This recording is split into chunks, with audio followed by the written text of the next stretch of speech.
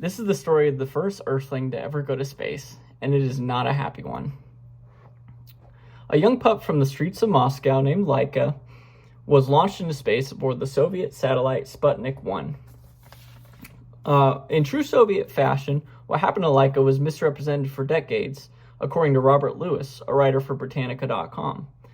They claimed that she had survived within the craft for 7 days until she ran out of oxygen and then was humanely put down with poisoned food.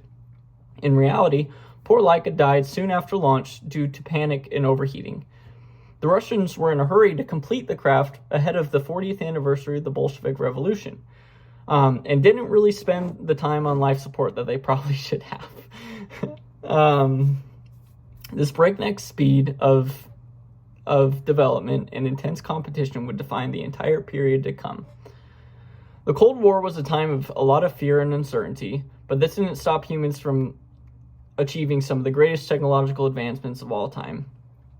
I've always been fascinated by Russian history, and I love space, so this topic has always been very near and dear to my heart. I've done a lot of research on this topic, and I hope to be able to share some of it with you today. Today I'm going to talk about the space race, the motivations, the big milestones, and the technological advancements that we still enjoy to this day. Fear was running rampant in 1957, but citizens of each country had something to believe in and hope for a better future. Why tensions were so bad between the United States and the USSR is a long and complicated story, but I will explain it briefly. During World War II, the United States and the USSR were allies, and they stopped Hitler in 1945.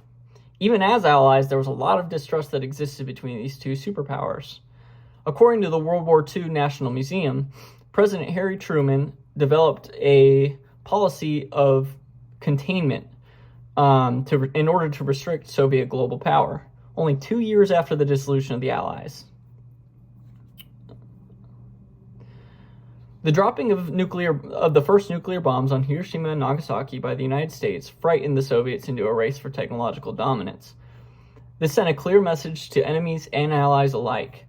The United States now has one of the greatest military advantages that the world has ever seen. The Cold War is often framed in terms of communism versus democracy, but I don't think this is necessarily the case. I think each country was afraid of the other's growing influence in the world, and that explains the conflict more than anything. The conditions in 1957, only a decade after World War II, were perfect for a propaganda campaign that would raise the bar of human achievement forever. The space race is defined by many milestones, some wins and some major failures. The Soviets reached the first milestone of launching the first satellite into space in 1957 with Sputnik 1.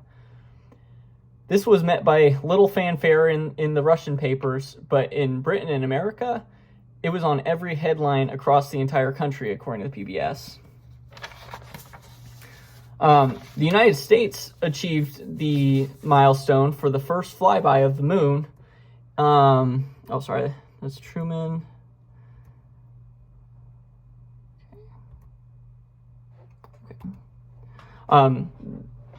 The Americans achieved the first flyby of the moon with their craft Pioneer 4 in 1959.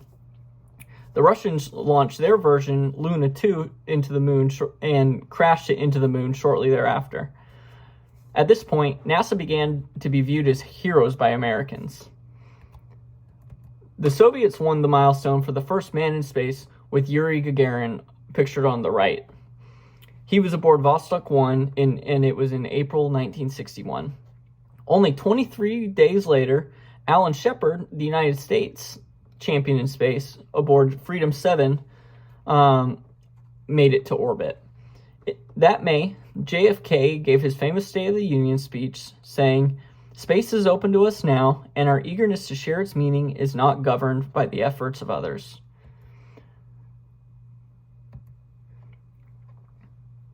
The Great Space Race came to a head when Neil Armstrong and Buzz Aldrin landed on the moon in 1969. Tensions had eased at this point, and Russia and the United States even collaborated on a mission called the Apollo-Soyuz mission. The Soviet Union collapsed in 1991, marking the end of communism in Russia and reconciliation with the West. The greatest legacy of this once great empire was the technological advancements that they contributed to all of society. Many people said that there was no point to these ventures and that they were too costly, but the technological advancements that were developed still benefit us today. The naysayers were correct in saying that this was very expensive. According to the CIA Office of Research and Reports, the United States spent $15.9 billion over the 12-year period, and the Soviet Union spent $6 billion. People think of NASA as simply launching their tax dollars into space, said Matt Porter in a podcast from the JFK Presidential Library and Museum. Many of the technologies developed in the competitive spirit of the space race still benefit us today. According to Rory Kennedy, satellite TV was a direct result of the technologies developed for satellite communication. Earth could now be viewed from space, which has major military implications in the surveillance of foreign enemies. It also led to the development of the GPS system. They also contributed to developing launch systems that private companies still use for their amazing feats today. It's undisputed that the technological advancements that came out of the USSR and the US's bitter relationship were a major benefit to the entire world. It's difficult to imagine something like this happening today, where citizens of each country put aside their differences in order to compete with a foreign enemy. I can't believe that the leaders of each country were able to convince their populations that this was a worthwhile venture.